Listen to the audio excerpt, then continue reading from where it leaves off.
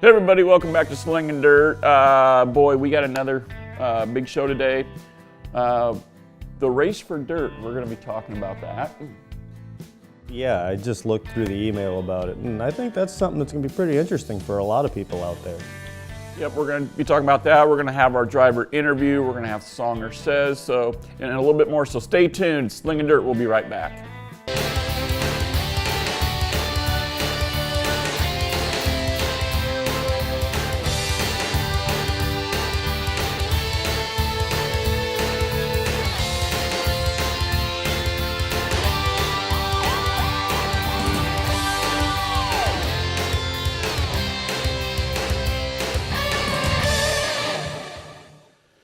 Hey everybody, welcome back to Slingin Dirt. I'm Buddy Ray, and you're not Kelly Shryock, not Sobbing, Brian Burkhart. No, you're not Brian.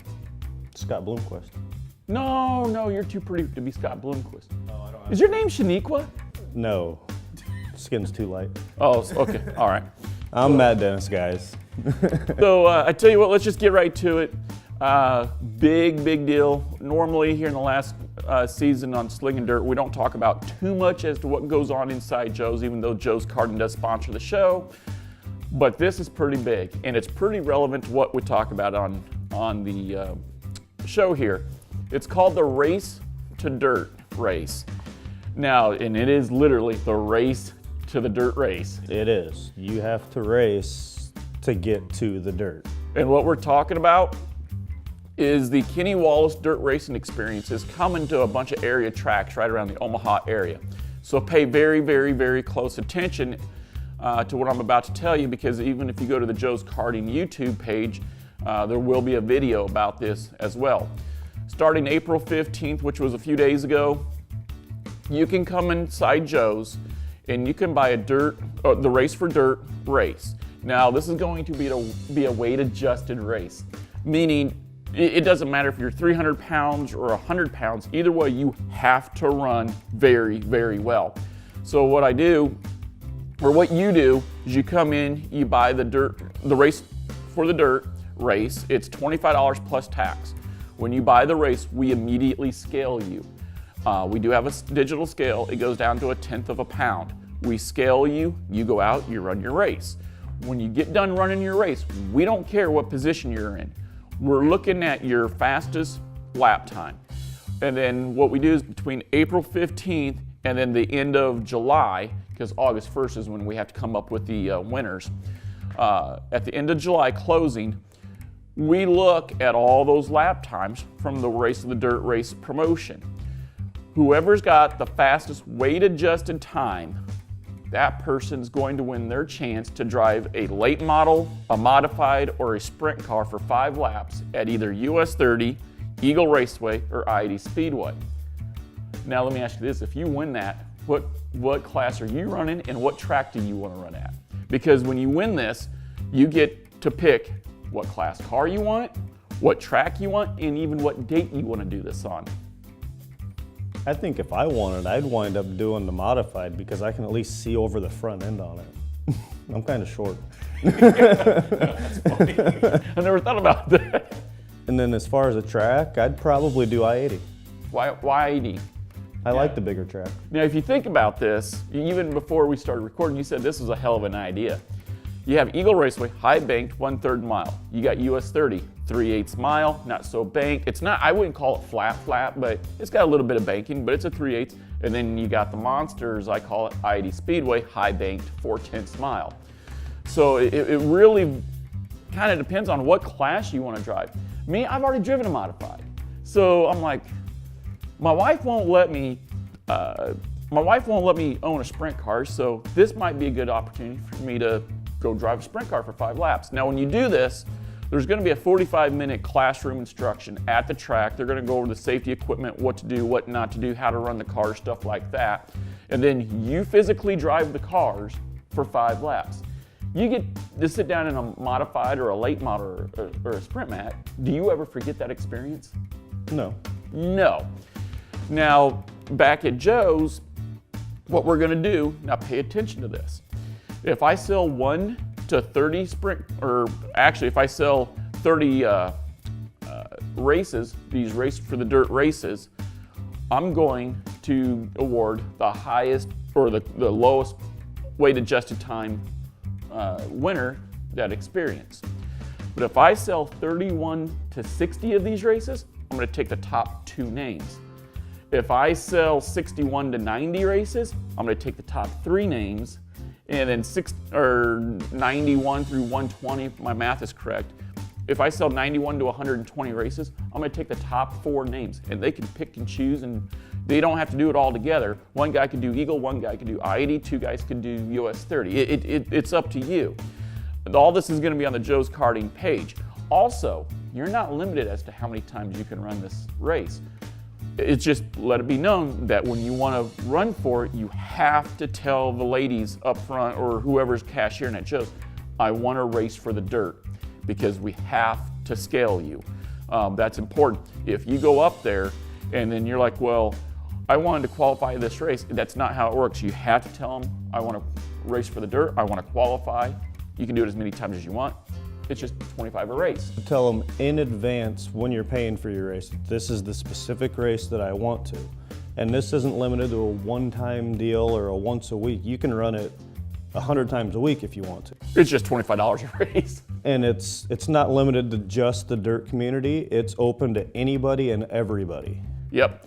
Yeah, because I mean, if you go back on my Facebook page, did you ever see that post as to who would ever want to, or would you want a shot to run a late model modified or sprint car? In less than 24 hours, there was like 80 replies going, oh, I do this or I do that. Well, I'm giving you the opportunity. So I mean, in theory, yeah, you could spend, quite a bit of money, trying to qualify. Just remember, if a 100-pound kid, though, turns a 14.5 second lap time and you weigh 300 pounds and you turn a 16-second lap time, that don't mean nothing. Right. Because I have to do the math. And I will tell you, is the crew at Joe's does not have the formula. The formula rests with me only. So I'm the one that's got to do all the legwork on that end. So it's not going to do no good to go to Sam, Trevor, Emma, or any of my employees and go, well, what's this, or how's this work, or how's that work? They don't know. There's no insider information or advantage on it. It's not bud yet. and bud only. Now, during the course of the summer, I'm going to have some flyers made up on the wall. It will have the formula there. At that point, a monkey could do the formula. It's really easy. I mean, shoot, I do it. Let's get real here. But once I have the formula posted, you just run your lap time, and then you just go do the formula. I'll try to have a spreadsheet as current and as often updated as I can. I can't do it like every hour, but I will tell you that when you run the race, get your result sheet. They're going to write your weight down. They'll highlight your fastest lap time. It goes on my desk. You don't get to keep that. It goes on my desk because I have to file these things. And if you're on the leaderboard, if you're on the top spot right now, just remember that could change at any given minute. Right. A lot of the big guys or the bigger folks that come inside Joe's, they're always claiming that weight's an advantage. Well, I have the formula. So now there's no reason to cry or whine or complain or anything like that. So come on in. I've leveled the playing field. The small guy has got to run perfect. The bigger guy has got to run perfect. I'm just using weight adjusted times. It's the race for dirt, so. But what do you think? I like the idea. Are you gonna do it? You gonna try it once? I don't know. I haven't raced in there in almost 4 years now. You're right, you haven't. No. I'll show up and hang out with everybody, but You probably just don't want to be put in the wall. I don't want to be made to look like a fool. You don't want to look like Buddy Ray on a dirt track. Ooh. Ooh. No, I don't think it'd be that bad. Oh, yeah. So, I tell you what, this is Slingin Dirt. We're going to take a quick commercial break. We'll be right back here in a few moments.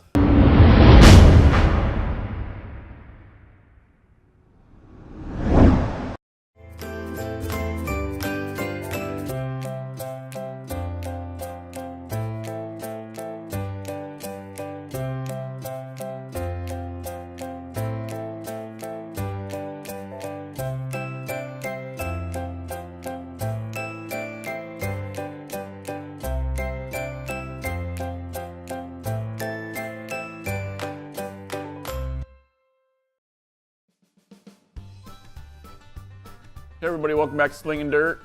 Let's just get to it. Here's today's driver's interview. Hey everybody, welcome back to Slingin Dirt. Of course, everybody knows who I am by now. Buddy Ray. We're doing the last of the Lena, Illinois interviews, and we saved probably the best for the last because we've already seen what the adults are like, so now we're gonna go to the young kids and they're probably gonna be more mature. I don't know. So, regardless, if you watched last week's episode, we don't have Chumley on this week's episode. This week we have Jaden Fryer, age 13, you're a 7th grader. Where do you go to school at, Jaden? Dakota. Dakota? Well, yeah, so you better, specify which Dakota, because we have South and North where I come from. So, Dakota, Illinois, you're 13. You started racing at age 3. Yeah. I'm 41 and I'm still learning how to race. And you started at age 3. Now, give us the history of your racing. What all have you raced? Where have you raced? I started racing when I was 3, and we raced kid karts at Pro City. And then the next class, we moved up to road course at Sugar River, Wisconsin. Sugar River? Yep. There's a lot of racetracks up there in Wisconsin. Let me guess. You've been to Darlington. Yeah. Who'd have thought? Coming out of Lena, Illinois. You've been to Darlington. Of all those tracks that you raced at, the Sugar River, what was your favorite kart track? Sugar River. Sugar River. How'd you do there? Well, we won when I was 7. We won a championship at Sugar River, and that same year we won at Pro City. Now, what class were you racing when you were up there? Junior 1. Junior 1? It's like the step up from kid kart. The one thing I don't know, a lot of people think that just because I help run Joe's karting, I have all this vast knowledge on kart racing. There's only one thing I know about go-kart racing. You pull a rope and you go fast. I don't know, I've never heard of a kid kart. Now we have Junior 1 cage karts and Junior 1 flat karts. Now I'm assuming you're talking flat kart? Yeah. Okay, no cage above you, nothing like that. How many feature wins, championships, stuff like that have you amassed, in your young career? A lot. A lot? It's not modest. Are you better than Jeff Gear? Yeah. Okay. Do you think Jeff Gear can do better than you in a sport mod? I doubt it. You doubt it? So let me ask you this. Now I know Jeff with Get a Pro is sponsoring you this year. If Jeff gets up next to you, being the more veteran driver than what he is, are you gonna move over a lane, let him by you, or is he gonna have to earn it? He's gonna have to earn it. He's gonna have to earn it. Let me ask you this, in all seriousness, could the story possibly end with you putting him in the wall and then throwing a toothpick at him? Maybe. Maybe. Okay. With that being said, are you nervous getting into the sport mods? No. Well, now 2015, you were in the sport mod though. Yep. Now, where did you race the sport mod in 2015? Darlington. Of course. So, now wait a second, my math is working here. That means you were in a sport mod. Folks, he was age 12 in a sport mod. Yep. Was you nervous at all? I can't imagine a 12-year-old in a sport mod. I have a 12-year-old son who wants me to put him in a sport mod, and I told him, oh, hell no. So what's it like being 12 years old and driving a mod? I was nervous. Pretty nervous? Yeah. What'd your friends think of you? I don't know. Did the chicks dig it? You know there's girls in school, right? Yeah. Okay. Well, were they pretty excited? I don't know. Did they ever come watch you race? No. Boy, Dad's gonna have to have a talk with you. I mean, so, talk about how you did up there at Darlington. Well, my first year, we finished 11th in points. We averaged about 20 to 35 cars every week. And we won 2 B mains and made most of the races. How many race nights on the year do they normally run? Probably about 16, 18. 16 to 18 nights, and you finished 11th in points. Jack Prawl, if you're watching, you've been racing mods at 50 years of age for 9 years and only you ever did was this year, 11th in points. Just point that out there. So, well, actually 13th in points. He's 12, taking 11th in points. Talk about what led to your success last year? What do you think made you end up getting 11th in points? Well, my dad working on the car, working our tails off just to get it ready to go to the track on Friday. Dad's right there, you know. Wrenching on the car. Wrenching on the car. What is the hardest thing that you've had to do on the car so far? Wash it. Wash it. What is one of the things that you look forward to the most when it comes to working on the car? To get it ready to go to the next race. Well, when you get it ready, are you helping your dad scale it, stuff like that? Yes. There's a lot more work in these cars than what it looks like from the outside, isn't Yeah. there? With that being said, you know, you've got a lot of pressure. Honestly, you do. A lot of 12-year-olds are out there playing ball, doing this, doing that, going to the mall. And you're in a big man sport here. How do you balance yourself, you know, being a 12-year-old versus hanging out with a bunch of 50-year-old guys? I don't know. It's pretty easy. We've been racing with all the older guys pretty much like all my life. Besides when we were in like kid kart and junior one. Kind of a semi-serious question. In 18 races, part one of the question is, have you ever spun out? Yes. Did you make it longer than Jeff Gear before you spun out? Probably. Jeff, you got a lot of work to do, bud. I figured everybody else is giving old Jeff Gear a lot of static. I might give him a little static on the show here too. What's one of the things, 16, in all seriousness, name 3 things that you want to accomplish this year? And do better, run up front, finish better in the points, top 5. I don't know. Now, are you only going to race Darlington this year? Yeah, I'm not old enough to race in the IMCA because I'm not 14. So do you think you guys might ever try to find some of the unsanctioned tracks? Yes. I actually know where there's a B-mod track, unsanctioned, that you can race at. They have 9-year-olds racing in the cars there. I'll tell you about that after the interview here. Long term, you're 13 now, let's say 18, 20 years of age. Where do you want to be at? What do you want to do? Probably back on asphalt. Back on NASCAR maybe? You know, maybe by then Chase Elliott's retired and you can take over. Hopefully. Hopefully. You think you got it to make it to where you can go to NASCAR? Yeah. No problem? Maybe. Maybe? Well, you're going to have to bring your dad along with. Yeah. Well, why not? So I know you and your dad are huge Earnhardt fans. So maybe there's a chance that maybe you could drive for Childress. That'd be awesome. Maybe let Austin retire, take over the 3-car. I don't think your dad would have a problem with that. I don't think he would either. Or, well, you could always go to Hendricks. I mean, Junior is thinking about retiring here in the next few years. I mean, at that point, you could do that too. Yeah. Yeah. So, what kind of car are you driving? Dirtworks DW9. Really, DW9? That's interesting because I had a DW11 Dirtworks,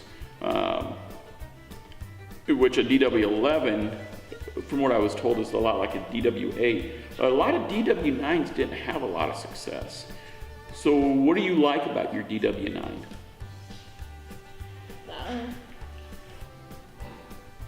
Okay.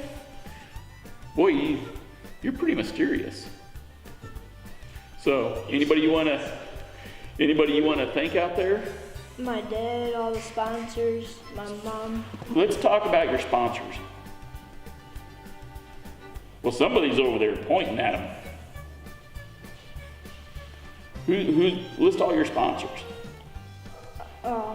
Getter Pro, Maria's Pizza, Beltline Cafe, Barco Automotive, FHK, Freeport Honda Kawasaki, Kurt, BG,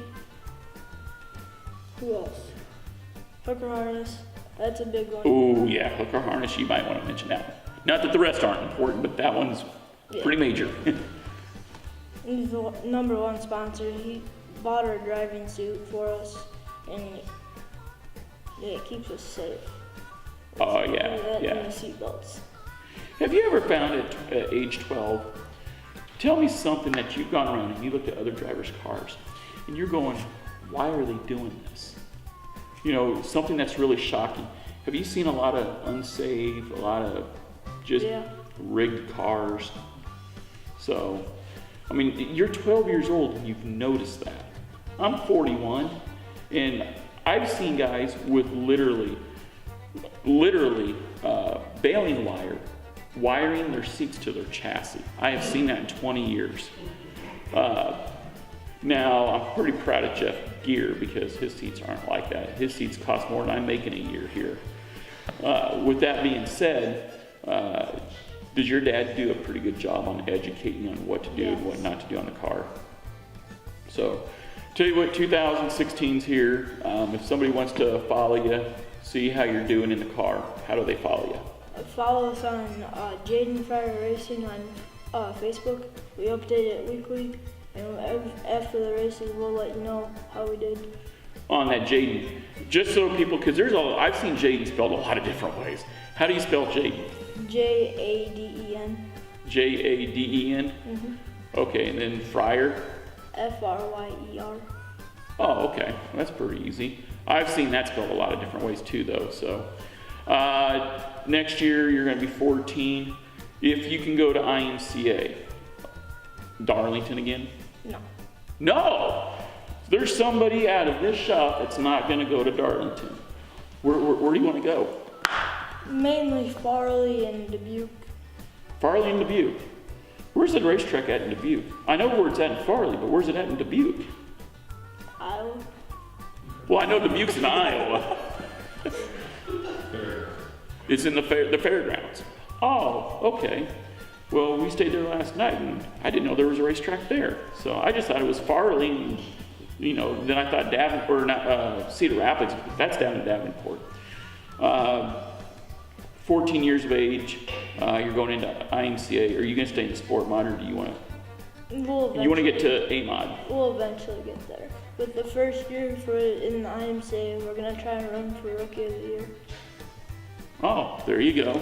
Well, hey, at 12 years old, you're finishing 11th in points. You got an entire season's worth of experience behind you. 13, you can't run IMCA yet. So you're going to have this whole season in front of you.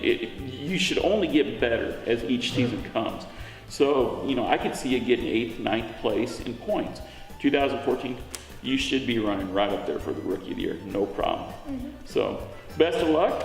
Thanks for coming on the show, and we'll be looking forward to maybe even reaching out and seeing how you're doing later in the season. So, everybody, Jaden Fryer, driver of the number 88 DW9 Dirtworks, drives up in Darlington, Wisconsin, with the other half of the population of Lena, Illinois. So, I tell you what, we'll be right back here on Slingin Dirt TV after these messages.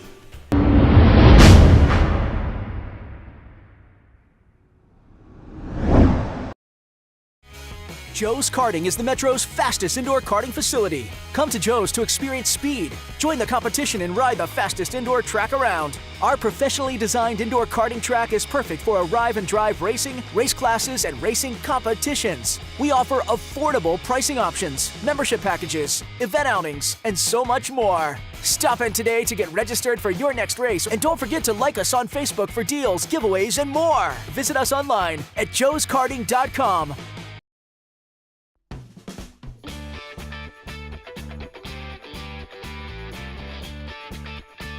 Hey guys, I'm Jeff with DriveDirtCars.com. Does your current race operation look like this?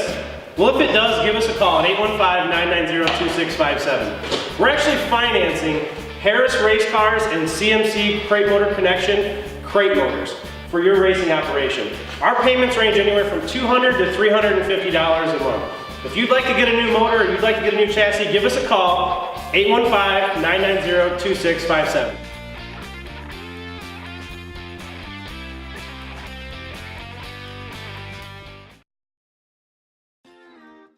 Hey everybody, welcome back to Slingin Dirt. This next thing we're going to talk about, it's something that, well, a doctor tells you not to go racing. Gee, how many racing? Well, I mean, everybody's a loose nut behind the wheel from time to time, but when it comes to a serious injury, a neck injury or a back injury or something like that, I've even seen guys out there racing with broken fingers, broken hands.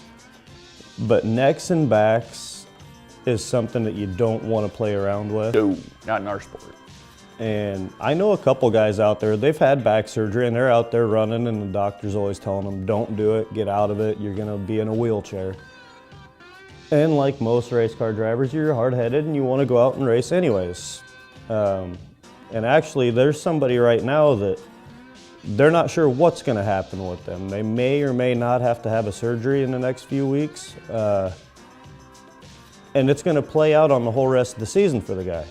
So with injuries, if a doctor tells you to take a step back for a month or a week or a season even, Yep. it's probably off a good recommendation. I mean, if you tell him he needs an oil change, he's probably gonna listen. So if he tells you to slow down with it, it's a good idea, at least for a little while until he gives you the okay to get back into it. Like I said, there's some guys that I'm gonna go do it anyways. Nah, race car drivers. No. But, I mean, what do you think about all of this? The reason why he's mentioning this, and a few people have noticed, or known this, not noticed, but known this. I was diagnosed with foraminal stenosis in the neck. It's pretty severe. I have arthritis in the neck. It's pretty gnarly in its stages. But you got to remember, and this is going to be funny, Matt. You're going to laugh. Erin Eppenbaugh from Creative Element, she thinks I'm 51. I turned 41 today. So, with that being said, you know, being 41, I've been in the sport for a long time, 20 years. And for a new guy in the sport who's been around for 3-4 years, unless you're much older and you've already got back issues, these 20-year-olds, they don't realize just how much of a beating this sport does year after year after year. Right, regardless of how padded your seat. Yeah, you look at some of the greats out there. One of the first greats with back injuries that and I'm talking about retired, not driving no more. Very first guy that comes to mind, Steve Koziski. Yep. He doesn't drive no more. A lot of it's because of his back. His back cannot take the beating that we take. Look at Mark Wyman. Mark Wyman is another good one, his back. And these are two guys that when you see them in person, you think they're incredibly healthy and they're strong. No, it's their back and necks. Also outside of the racing was my short time, you know, riding bulls professionally in the rodeo. Now that is a butt whooping that you're just asking to take. You know, and there for a couple of years I was doing both. So the stuff that I've done in my life has finally caught up. Now, when you look at the current drivers, probably the best known driver that I know that's got severe back and neck injuries, and honestly, not to be melodramatic, but I'm thinking in one swift move, it could be over for him, is Sabi. Yeah. I mean, the guy's got more talent than half the fields put together at most tracks. But with that being said, he's not exactly 10 feet tall and bulletproof. No, he had a rough, I guess I'll say past life when he used to race four-wheelers, and pretty bad back injury. He's had a couple surgeries on it, and it's been recommended not to be out there in a car, and he's one of those bullheaded ones that I'm gonna go have fun while I can. And we don't do this to call Jesse out on the show or anything, but he's a good today example, a modern driver that's actually out there. And it's not because he has talent or no talent, but it is an issue where a lot of drivers just blow it off like it's no big deal. You know, back when I was in the rodeo, I was down in Andrew, North Carolina. I was injured pretty severely, and the doctor told me, he's like, you can keep going. You're hurt pretty substantial. I'm not going to go into the list of injuries at that point, but he goes, you can keep going, or you can retire from the rodeo and look forward to having a family in the future. Now that was in 1999, and here it is, 2014, I finally get married, so it only took me 15 years. With that being said, I mean, I was still engaged for 3 years and with Rachel like 7 years before that or something like that. But, you know, now it really puts things into perspective. I know with me what they're wanting to do. Everybody said, or the doctors are telling me that they wanted me to take 3 to 4 weeks off. If you were following my Facebook page, I put on there April 29th is when I'm going to see the track again at Crawford County Speedway. They wanted to take 3 to 4 weeks off, maybe 6 weeks. I'm saying 3 to 4. Rachel's saying, no, the doctor said 6 weeks off. Okay, so they wanted 3 to 4 weeks off of intense physical therapy. If the physical therapy doesn't help with my neck, which affects my back, then what they want to do, now this is gory, this just freaks me out. I don't do well with needles. I have a psychological fear of needles, kind of like Songer does with, you know, toads and frogs and stuff like that. But they want to make an incision in my neck, move my esophagus, tendons, arteries, everything out of the way, go through the side of my neck, down to the front of my spine, and I'm like, no, no, no, no. And the doctor said, if we do that, it's automatic 30 days. No lifting, no driving, no nothing. Now, if they do that, are you going to pull your phone out there on the table and do your live feed like you've been doing from the racetrack? You know, that's a good idea. I sure can't talk, but I'll be like, so you just kind of make up what I'm saying there. The doctors did say if I have the surgery, I'll have a pretty sore throat, I guess, for about a week. And then about 3 weeks, roughly, 3 to 4 weeks, I won't be able to work or nothing like that. So, but the live feed, I tell you what, that was popular. That was pretty popular at the track. I couldn't believe how many people, you know, just lit us up. Which I want to go into another subject. Now that we've gotten my whole neck thing out of the way. Me leaving the track on Saturday night. This is kind of your idea. When we left the track at I-80 Saturday night, I'm not going to go into every little detail that happened. I've never been one to believe that you use a show like this, whether it's our show or any other racing show or forum or I'm not going to run the track down. I'm not. I have my displeasure. I'll leave it at that. But we were also struggling with the car pretty hard. I'm extremely sore. I'm extremely tired. We're struggling with the car, and when I say struggling is the understatement of the century. We can't get the car to work, we can't get the car to do anything, and we've done everything to the car, to the chassis builder's recommendations, down to putting brand new nuts and bolts on everything. That whole car, you've seen it. That whole car is like brand new. You couldn't get any more new unless you bought a brand new chassis at the moment. You know, and I'm pretty stubborn. Everybody knows that. So I always do my own thing. I mean, hell, a lot of us race car drivers. But I actually fundamentally went back to what the chassis builder said. I even took the car to the chassis builder, my Razor, and they're scratching their heads. So I'm really frustrated. I'm extremely sore with my neck and my shoulder. And it was cold. That's, I mean, that 40-mile-an-hour breeze and that cold. That one night I was walking out there on the live feed with my turkey leg. My hands were completely white, cracked, something fierce. And I was just like, you know, enough's enough. I'm irritated with the car. I'm irritated with the track. I'm just going to go home. But you didn't see me on Facebook going, well, the track did this and the track did that, and you know, screw this track and all that. No, it does the sport no good. It doesn't matter who you are, what you race, when you've raced, how old you are, what condition your neck, it doesn't matter at all. You just don't run the tracks down. These guys bust their ass to give us a place to race.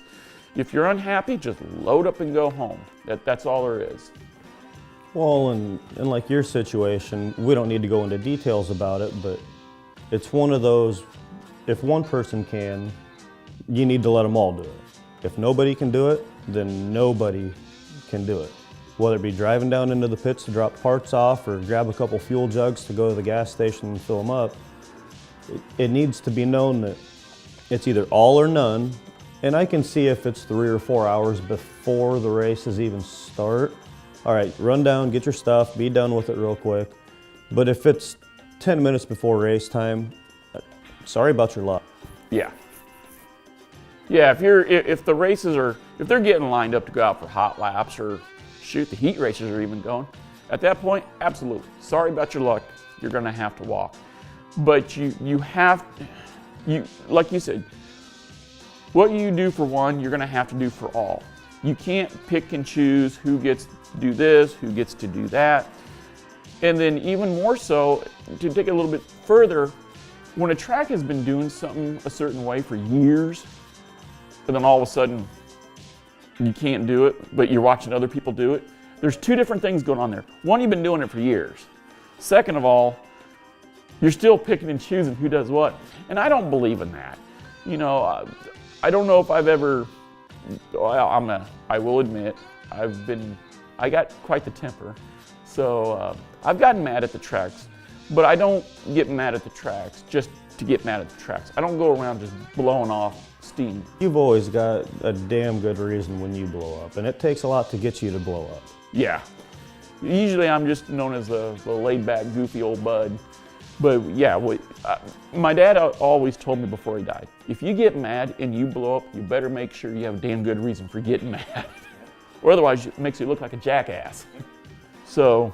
And I guess one other thing with, if you go down into the pits to drop off a part or something like that, about the only excuse I can see to make that okay, if you don't have your spare motor with you and somebody's bringing it to you, or a whole rear end or something of sizable status that some guys don't carry. Some guys need to, some guys just don't have the space to. Now, if it's a transmission, there's probably somebody around there, yeah, I'll let you use mine, but if you break it, you're buying it. Right. Yep. So in a situation like that, with that circumstance, I can see, yeah, it's fine, go ahead and take the pickup down there, get that motor unloaded, unload the rear end. Even if it's during the races, I can understand it. But 3 or 4 hours before the races, I think you do have enough time to run down, drop off fuel jugs, grab fuel jugs, something like that. So I don't see what the problem is. Even if they got to keep a notepad saying, Buddy Ray, white pickup at 2:30 in the afternoon, and it's 6 o'clock now, and that white pickup's not back outside. Walk around, find a driver. Hey, we got to get your personal vehicle out of here. Yeah. I know when we're all getting into the pits, I'm showing up with my car and trailer. And I got to be fair. I'm trying to look at it from the track side. I'm into the pits with my car and trailer. I'm trying to find my pit stall. And then you got a bunch of personal vehicles running around. It is irritating. I understand that. I've been in that situation where I'm like, well, that pit stall is mine. I've paid for that pit stall. And now you got every Tom, Dick, and Harry with a Ford pickup or a Chevy pickup or whatever driving around in my damn way. I'm just trying to get I understand that, but I've also been on the other side of the fence where I'm having to be that guy in that pickup, dropping off fuel, dropping off parts, dropping off tools. Maybe I'm dropping off team members. Instead of walking, because it is 2:30 in the afternoon, instead of walking a half a mile to my pit stall, I'll drive down, drop you off, go back up, park, and then I will be the one to make that walk. You know. But you're in and out and quick. Yes. And I do see the tracks point. There are a lot of people that will take their personal vehicles down there. Oh, I'll be right out. I'll be right out. I'll be right out. It's 2:30 in the afternoon. Here it is at 9:30 at night. They're still parked right there. At that point, though, that's where, you know, the tracks could even take a little green button. I don't care about your paint job. They could take a little green sticker, put a green sticker on the front of your bumper. You put that green sticker on the front of your bumper, guess what? If they see that green sticker on the front of your bumper in the pits, you just got fined, or your stuff can get towed. Because that green sticker, they're like, here you go, here's the green sticker, go down in the pits, come back out. If we go back down there and the races have started and that green sticker's on that bumper, you're gonna get fined, or that team's gonna get fined. Yeah, but they can always peel the sticker. And then it's, well, whose vehicle is this? Is this a track employee? Is this a track owner? Is it somebody that has like a VIP, you're okay to be down here? Or you just simply write down the license plate number. Here you go. Yep, that would work too. It's pretty easy. Because let's be honest, even during the races, it's not like there's a ton of personal vehicles. I think even during the, like the Silver Dollar Nationals at I-80, I bet you there might be a total of 6 personal vehicles in the pits during the Silver Dollar Nationals. Yep, and those are usually track employees. I was gonna say, how hard is it gonna be to cross-check the plates against, okay, well, all these 6 vehicles were checked, but who in the hell is that? Yep. Okay, get your stuff out of here or we're towing it. Yep. It's not hard. Not like they don't have a tow truck down at the track anyways. They've got plenty of them. Yeah. I tell you what, we're going to take a break. We're going to be right back, and we're going to talk to the man, the myth, the legend. Actually, we're going to listen to the man, the myth, the legend, Jamie Songer. So stay tuned. It's Slingin' Dirt.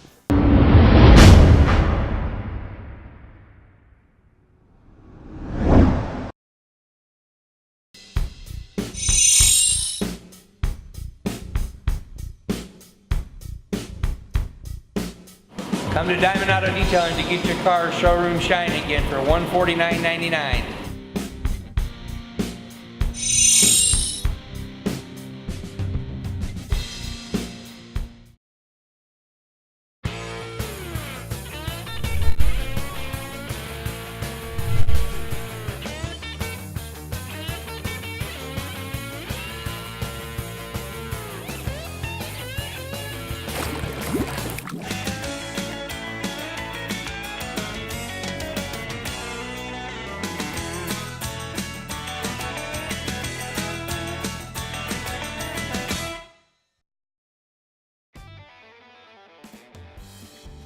Well, the following guy just does not need really no introduction. Hey, and we're talking about Jamie Songer. Have you seen on his Facebook page about the Enduro series that he's putting together? I've seen a little bit. I haven't looked too much into it. Go to Jamie Songer's Facebook page. Look, I already know you're doing it because you're going there and you're putting updates about your racing program, which once again, he's loving that. So as you're making the updates about your racing program to Jamie Songer's page, look at some of the videos he's talking about. He's putting together a really attractive Enduro series. Jamie, with all the teasing that we give him, he's actually a really smart guy. He's a great guy for the sport of racing. He is in Des Moines, he is known as the Donut Crusader. When Todd Cooney comes to town, Jamie Songer's there to save the donuts. I mean, if you ever see Todd Cooney go to a Winchell's or a Dunkin' Donuts, it's like a front end loader hitting the surface at a racetrack. Everything's gonna get moved. So, but anyways, go to Jamie Songer, look at his page, check out the Enduro series. It's a really cool deal. He's busting his butt really hard to make a hell of an Enduro series for everybody in Central Iowa. He's actually putting some thought into something now. Yeah. So, I don't know what happened with Riley, but yeah. But without further ado, here's Jamie Songer with this week's Songer Says. Warning, the related content may be disturbing to some viewers. Viewer discretion is advised. Alright, so today we're going to talk about a little pit stall etiquette. Yeah, you know the guy you park next to. You know, he's done everything, won everything, knows everything, seen everything, got the greatest setup, greatest driver, but yet you go to the results and you can't ever find the guy. He's exactly full of shit. The guy ain't ever done nothing. The only thing he ever won was a race to the next 6-pack of beer. You know, he's slobbering drunk after the races, can't stay. Well, that's me sometimes, but you know, that's where the blue suit came in. But this guy's done it all, seen it all, and he knows the guys he can BS and the guys he can't. So you show up and he's telling you how great he is and everything else, and then pretty soon, you know, Jesse Sobbing or Zane DeVillibus or somebody big time, Jimmy Gustin, pulls in next to you and the guy's silent. He ain't got nothing to say. Never heard of him. He's all of a sudden like somebody taped his mouth shut, got nothing to say. You know those guys. Or the guy who wants to borrow everything out of your trailer. Every last thing. You come in from the heat and the son of a gun's in your trailer. I'm a guy who will loan you anything and everything. Probably even loan you my kid if you need him. But just ask me. Don't just go in my trailer. Nothing irks me more than some guy who leaves my toolbox door open. I grew up with a guy who was a mechanic. And if you didn't put those tools back in the exact drawer they went to, and they weren't wiped down, yeah, that's right, you came to a garage with the toolbox upside down and you had exactly 8 hours to figure out where everything went, or you'd never touch his toolbox again. You made that mistake once.